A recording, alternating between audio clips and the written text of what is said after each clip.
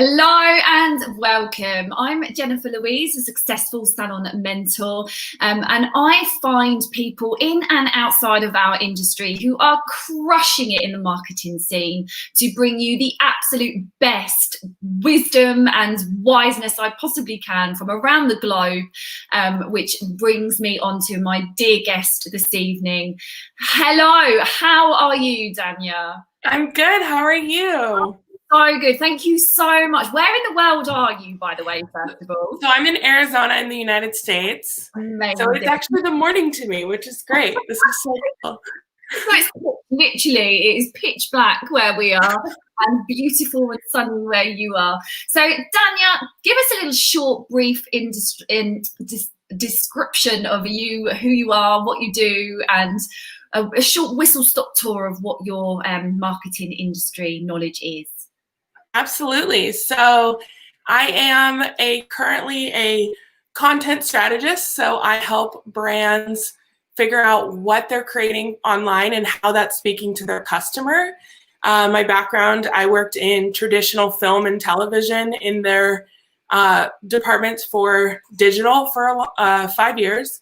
And then I moved and I worked as a videographer with Gary Vee Danyah for a year and a half, and did everything from making Instagram videos to the daily V's, all of that. And it was like a intense crash course in how to make effective online content. And now I am running my own business, as well as I also still work at VaynerMedia and work in their department. When I saw that, I was like, inside Team Vaynerchuk, like, oh my bloody god. Yeah, absolutely, like, amazing. So what I really love about you and your story, and it just absolutely captivated me and my heart, was how you got that job with Gary Vee. Like, you were ballsy, girl. Like, what you did.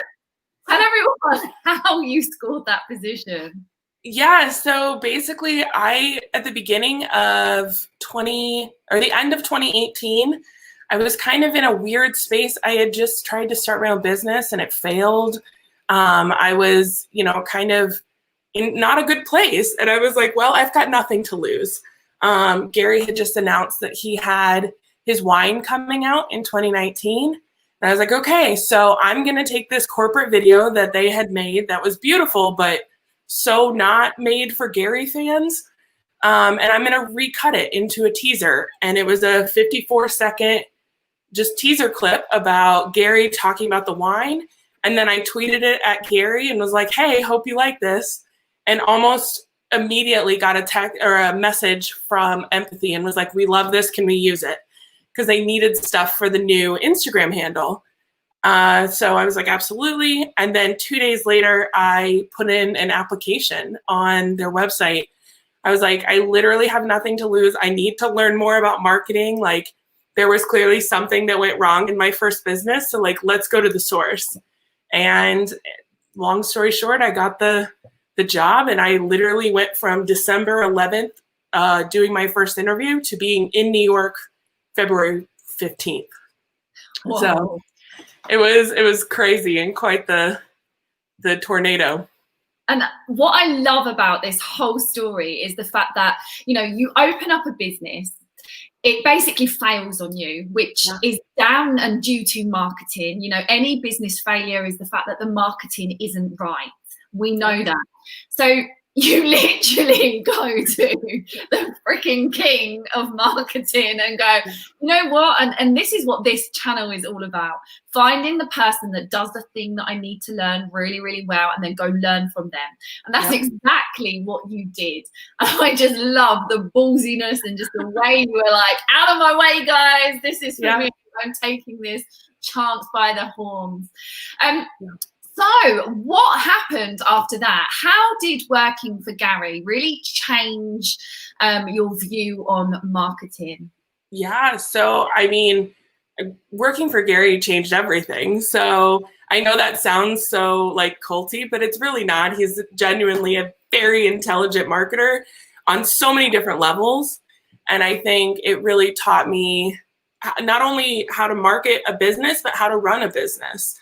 And learn things, everything from the basics of marketing a video on Instagram, that you want to really cater it to your customer, not take it too dense, not make the message too heavy, different things like that.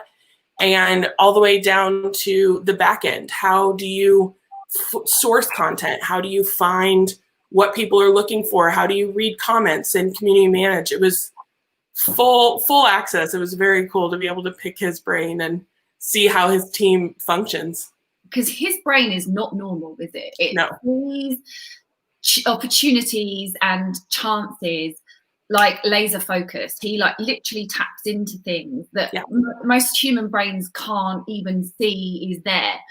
So in terms of your business, how has now the change of marketing helped you? Because you're still running a business, right? You're still doing that. Is it a new business or the same one, or?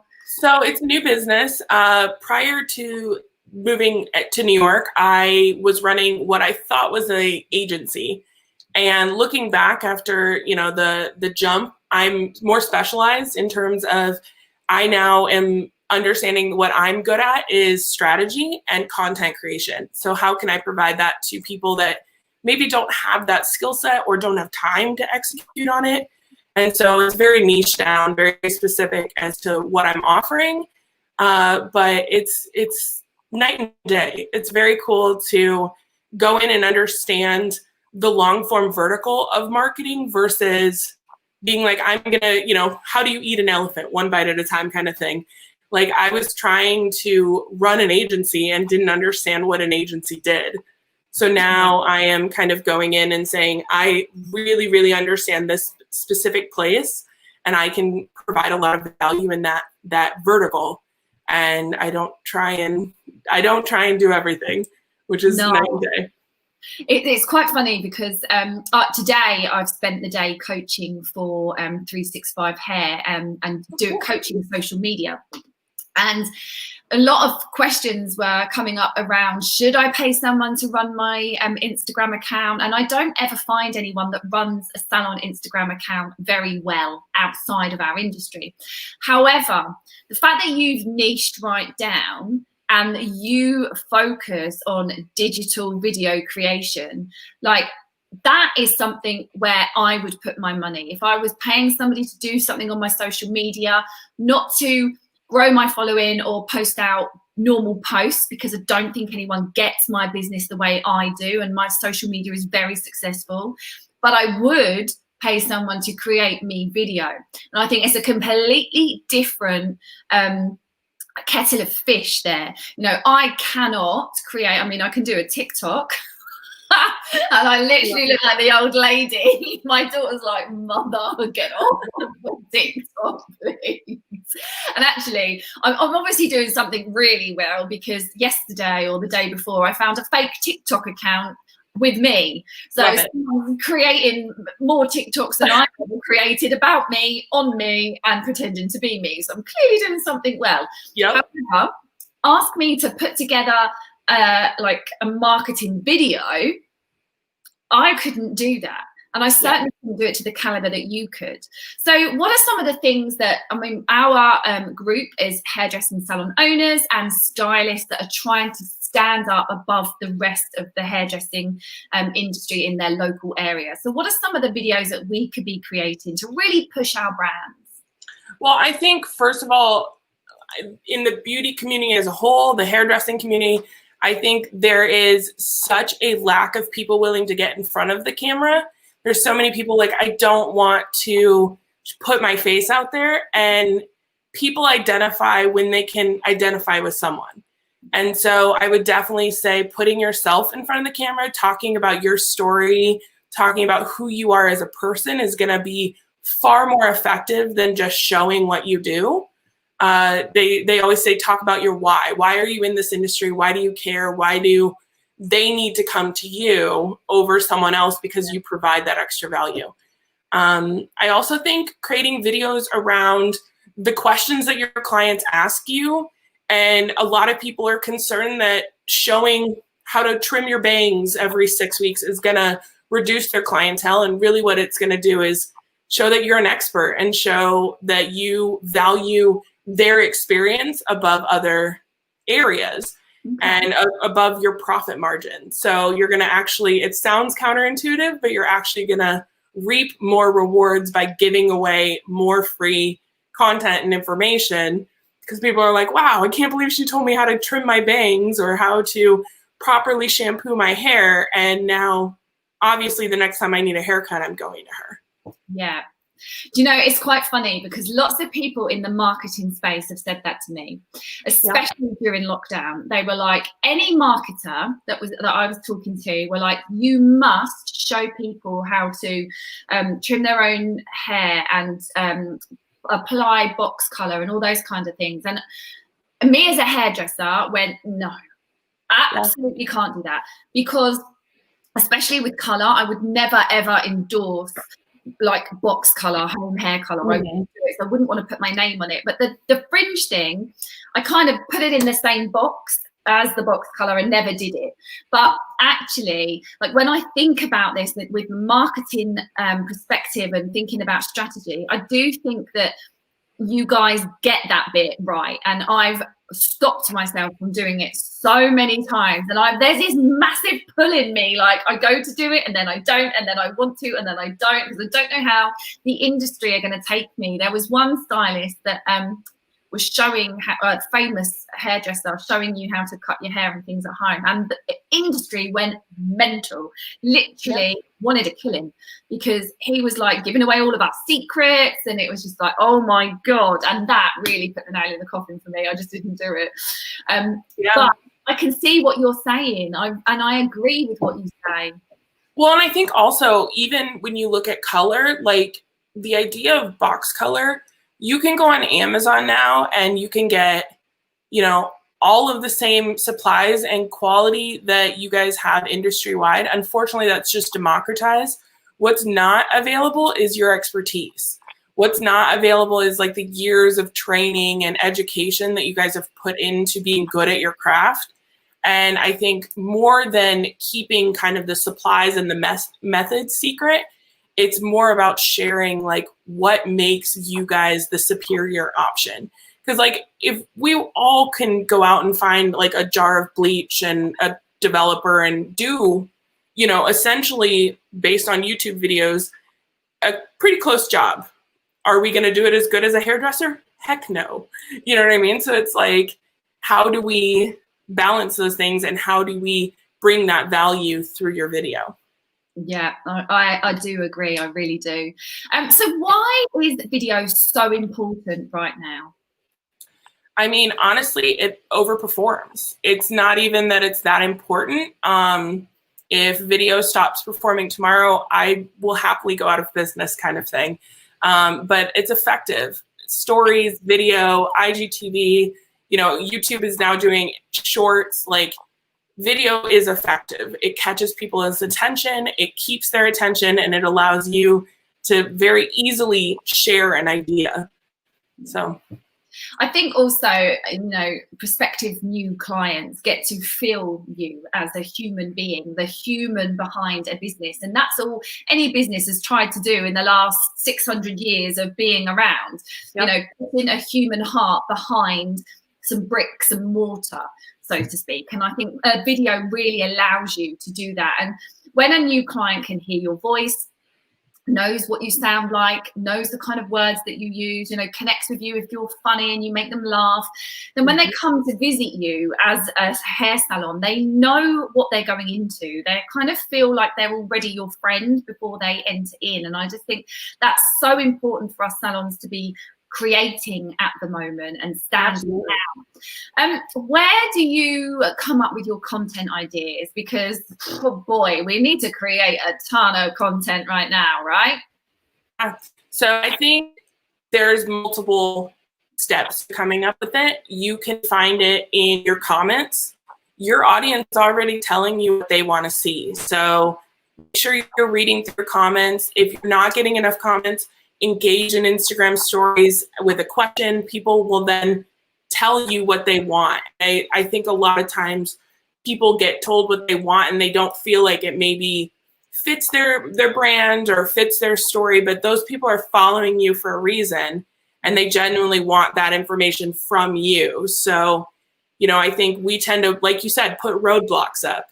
And in reality, we just need to be open to what the audience wants.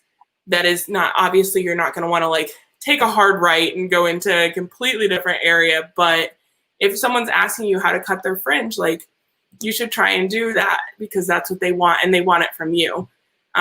Second step would be reusing old content. Literally look at your phase or your feed and see what has effectively performed.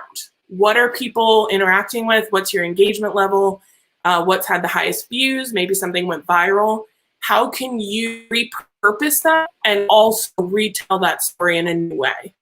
So maybe you find a specific piece of content that overperformed on TikTok, and you're like, oh, I can definitely add value to that on Instagram because I have more time. How do I elongate that idea and give more context within that video? Maybe you have an Instagram video in feed from 2 years ago that is grainy or you don't love it, but it did really well. Try reshooting it. Try making a static image into a video form in an image. Maybe you posted a quote and all of a sudden that quote overperformed, turn it into a video or an animated clip. I love that idea because I tend to get my content ideas from listening to the consultations that are happening inside the salon. Because like you've just said, you know, they're telling you what they want. They're giving you their pain. They're telling you what's keeping them up at night, what hurts, what they see when they look in the mirror. And a lot of that starts with a feeling. And telling the story around the feeling that they're experiencing right now, I think is really, really key to getting this bit right. Where do you get inspired? Who inspires you in the video creation? I mean, obviously, Gary, like, come on, he inspires me.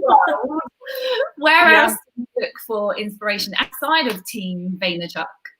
Yeah, so I mean, there's definitely so many incredible creatives, both current and alum, that make really amazing content that is not, sorry, my computer is dying. I don't want it to die on you. But basically, I think that there's amazing creatives on YouTube. There's people, everyone thinks that, you know, I just posted something about this the other day, is like the idea that everyone thinks because you're on Team Gary that you're the innovative best, like 9 times out of 10, they're just the people that were in the right place at the right time. And Gary gets thousands and thousands of applications from very talented creators every day. And those creators are making stuff for Instagram. They're making stuff for YouTube. So really making sure you're tapped into the creative space, for me personally, is how I get inspired. And Pinterest. Pinterest is amazing. Oh my God. No, I have pin boards, and it's quite funny because I now use Instagram as Pinterest. Oh, yeah, the collections. Yeah. So cool. And so I literally have about 50 million collections inside my Instagram, and I'm like surfing through stuff. But I mean, it's great. Whenever I'm at the gym, I can go to whatever body part I'm training. Bang, there's the video. Yep. And always the video. The gym bunnies that post videos for me to just recreate by myself in the gym, they've got my attention. They're the guys I'm watching and learning from. And I think it's the same with hair. If someone is into their hair, if you're showing them what to do, exactly what you've just said, Danyah, like, honestly, I think this whole fringe thing, I just need to get over myself. You just gotta do it because they're cutting it anyways. So it's the idea of like I know how many times I've had awful bangs. Like, the pictures are online. And it was because at 2 o'clock in the morning, I was like, I'm obviously not going to a salon. I'm just going to do it myself. And if I had you being like, okay, I really don't recommend this, but I know you're going to do it anyways. So here's how you do it properly so you don't spend 2 years growing out these awful bangs. And, you know, it's just a value offer, a value proposition. It is. And I mean, gosh, guys of you that are on the call, if you've got a fringe, we've all done it. Like, when I had a fringe, oh my God, I used to do it with bathroom scissors because I refused to take my hairdressing scissors home because that meant I had to cut someone's hair.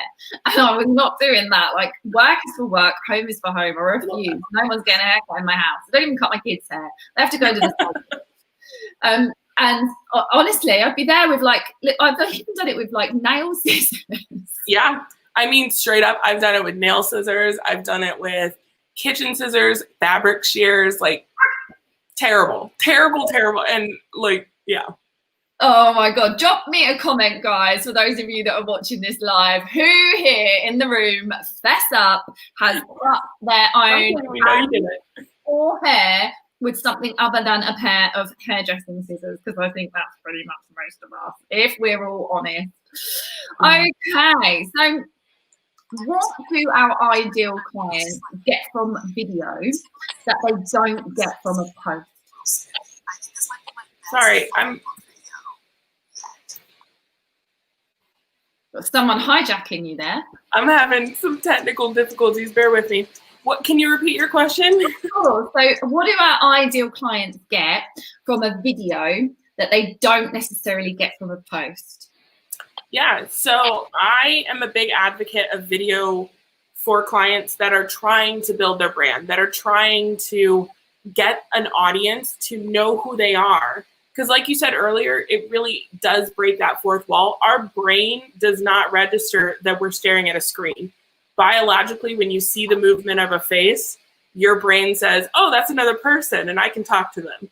And it builds that trust and that rapport and all of those things that come with it. You also can share more information than a static post. You can bring in steps and a longer storyline, different things like that. So. Yeah, I love that. We've just had Danyah. I've got to put this on the screen.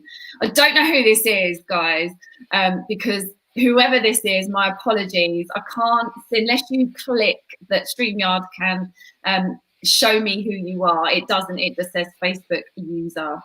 And this Facebook user is saying, I did a live video trimming split ends for people that were desperate during lockdown. Literally only one person did it and they did a good job. Phew!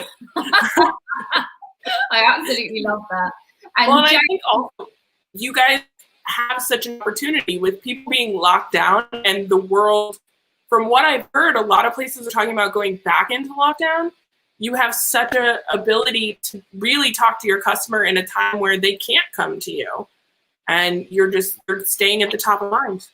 Yeah, absolutely. That was Nicole, everyone. Nicola Cole. James is putting, you can create trust with video, and absolutely, like, trust is a massive thing right now. You know, gaining trust from a new business. And I think coming out of lockdown, lots of clients decided that they didn't want to go back to the salon that they were using because maybe they weren't doing a great job, or maybe they were just bored there. They wanted some more creativity. They wanted to try someone new. And so, you know, they had to go out and gain trust from somebody else. So yeah, if you're doing video, exactly what James is saying, you're drawing that trust with people that don't know you or yet. They don't know you yet. One last question before you go, because I know, bless you, you've literally hopped off of a call to come on here. I don't know if you're needing to go back to that call or not. I've got your full. You've got my full attention. I'm a little scatterbrained, but nah. So one last question before we do let you go. What is your can't do without tools that you use in your video creations? So, I mean, you have the technical stuff. I use Adobe, everything. I love Adobe. For $30 a month. You can get access to so much creative tools. I would almost say that my can't go without would be the comment section in like a really weird way, because I use it as a creative so much to engage, to figure out if people really hated what I just did or loved it, or, you know, one part didn't read through correctly, and really growing off of that knowledge. I would also encourage people, like, if you're not looking to hire a video consultant, but you don't have the bandwidth to do video, Fiverr is a great resource. You can get a lot of really talented videographers and editors that are going to create a good quality product for you for $5 to $25. And it's a great way to get started if you're really just testing out video. You don't want to make it but you can't afford a full consultant, it's research. That's a great tip. Really, really great tip. Thank you for sharing that with us, because actually, some of the salons, especially stylists, they might not have, if they're just out there on their own, they may not have the money to go full on getting a video consultant. I mean, I literally over lockdown watched video come alive in a way that it has never done before. I mean, just me doing this twice a week for you guys to learn, it just shows you how much video really can reach you. Facebook users saying, great ideas, simple, really be more transparent too. Absolutely.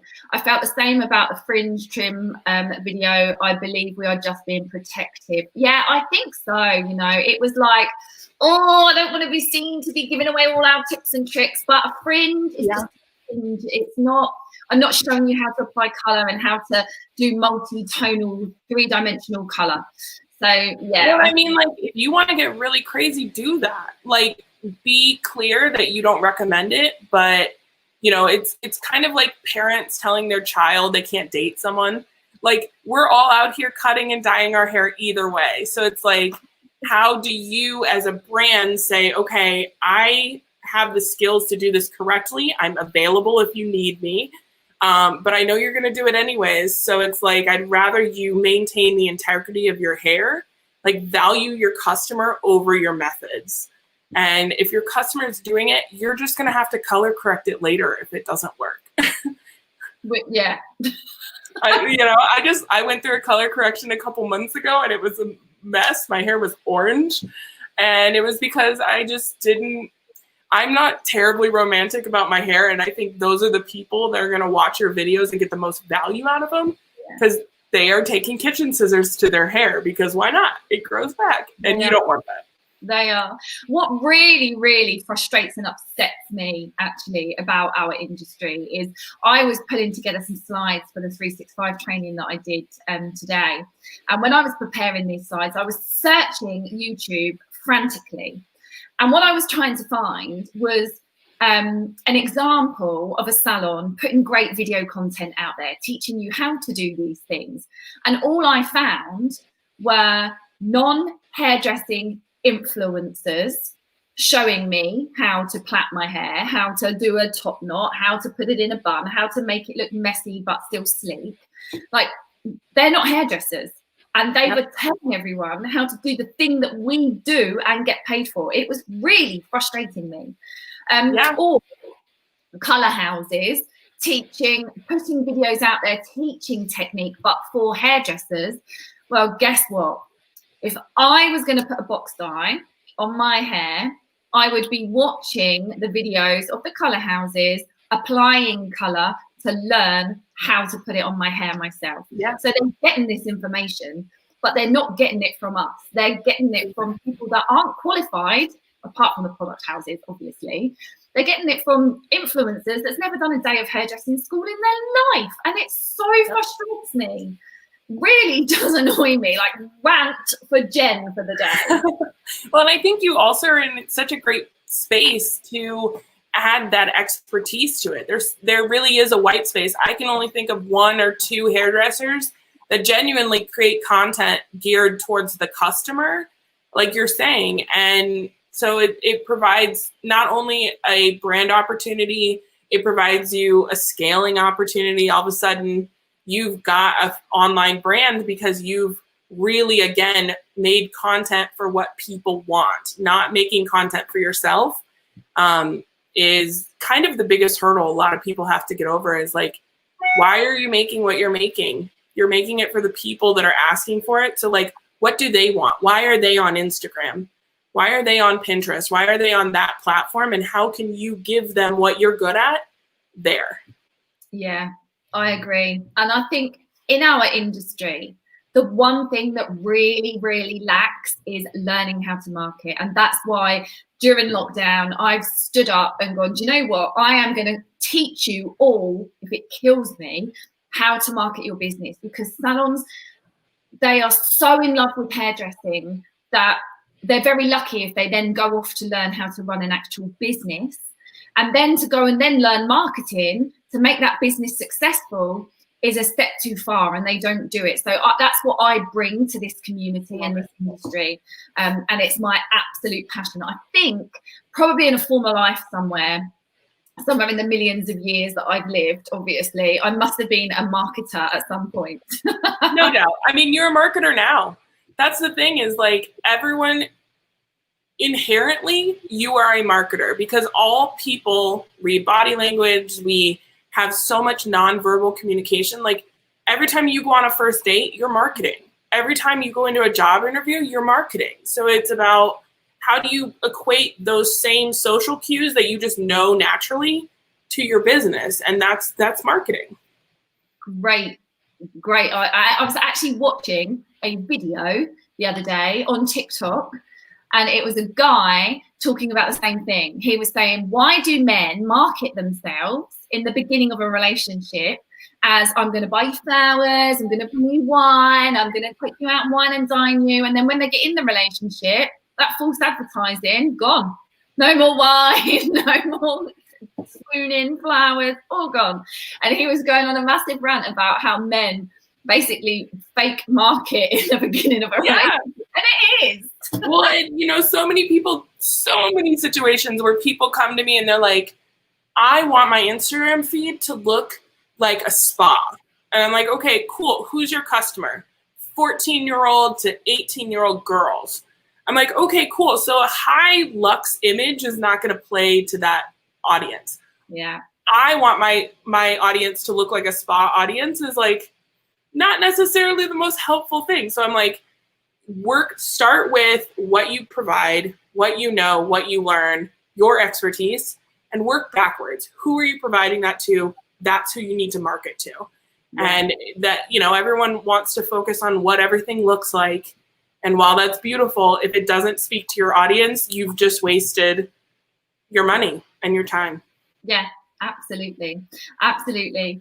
So thank you so much for sharing all of that with us, Danyah. Now, we're going to have you back on Wednesday, aren't we, to do a little bit more training. So I'm super excited to see what you bring for us on Wednesday. I'm going to butt out and let you take center stage to really give us some helpful tips as to what it is that you do inside of your agency and how you can help our industry grow. And if anyone's interested, they can go follow you on social media, so you can hang out with Danyah offline and watch her and see what she does and learn from her, like we all should be doing, guys, you know, all of you. Yeah.